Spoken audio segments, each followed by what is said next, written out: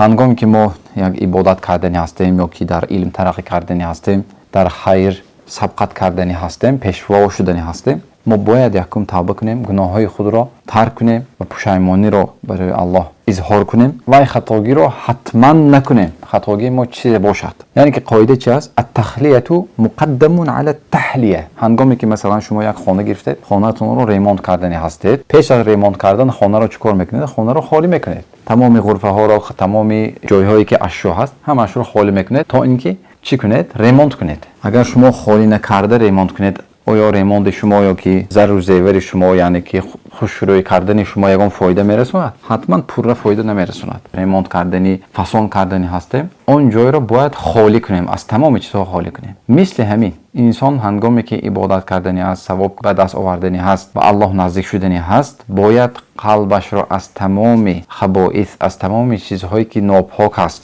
аз тамоми эътиқодҳое ки нопок ҳаст, бояд қалбашро чӣ кор кунад?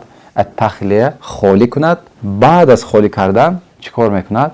қалбашро бо ибодатҳо, бо хайрҳо, бо зикрҳо, бо тамоми амрҳое ки Аллоҳ барои мо кардааст, тазйин мекунад, фасон мекунад, хушрӯ мекунад. Аллоҳ дар ин хусус мо ва шуморо муваффақ гардонад.